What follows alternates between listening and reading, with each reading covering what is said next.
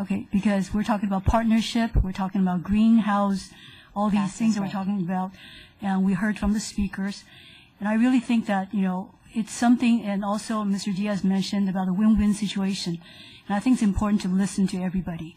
You know, it's really important because I think Fremont attributes a lot of its success to the education that's offered in Fremont. And I think we need to continue doing that, build confidence in our city, so more people will come to Fremont and invest in Fremont. But right now, I remember in 2006, Celebrate Fremont, I was really, really happy about being involved in that project because I really had confidence in the city. I felt that it's a good way to bring the community together. But just recently, it seems like there's a lot of discussions about this topic, very divided. I'm sorry. And I just think that we should, you know, listen to everybody, get their input, and make sure that everybody has a say over how this should be done. That's part of the process. Thank you. Ms. York has a comment. I actually had a follow-up question, then I had a couple of questions. The transit hub at the Warm Springs BART station, that is industrial, right, not residential? Right now, it's restricted industrial, yes. It's right next to NUMMI. NUMMI and the regional agencies looked a lot at this particular site and said residential with NUMMI there is not a land use that we have to put in. Along the BART lines, there are requirements from the Metropolitan Transportation Commission to have mixed use. And mixed use, according to the Metropolitan Transportation's resolution, I think it's 3280, says you have to have residential and other uses. But residential generates the most ridership on BART. And so this particular site is different than the rest because it's not a requirement. My next question is about the Pacific Commons site.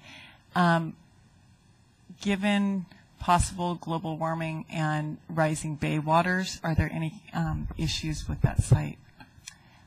From the rising water point of view, we had a presentation a couple of weeks ago from Will Travis from the Bay Conservation and Development Commission, and they have done general mapping of if there's a meter rise, and it does not affect this particular site. From a climate greenhouse gas emissions, and you look at the biggest factor is vehicle miles traveled. We have to analyze that as part of the environmental analysis to calculate what the greenhouse gas emissions will be for both of these projects. It's harder to meet if there isn't transit. Okay.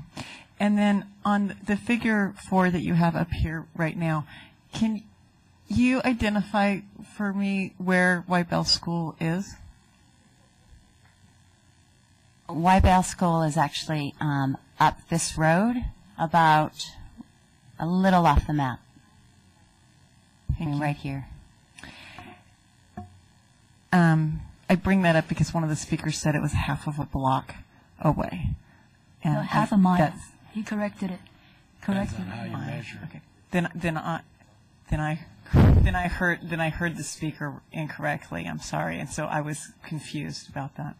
Any other questions? Go ahead. I'm sorry. I have two more questions. One more question.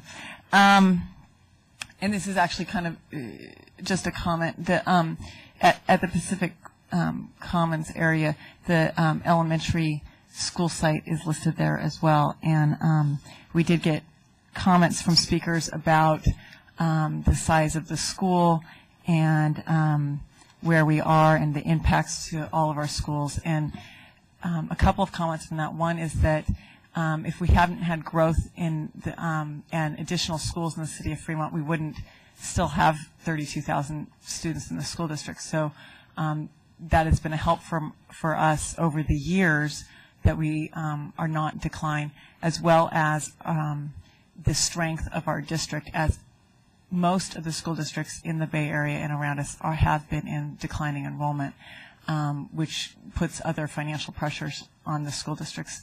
But we are looking forward continually to make sure that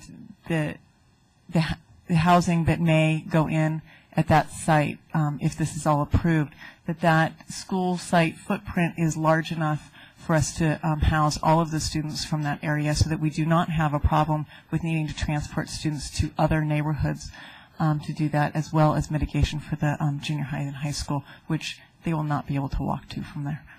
Thank you, Ms. York. Are there any other comments or questions? That said, the next meeting is scheduled for Monday, May 4th.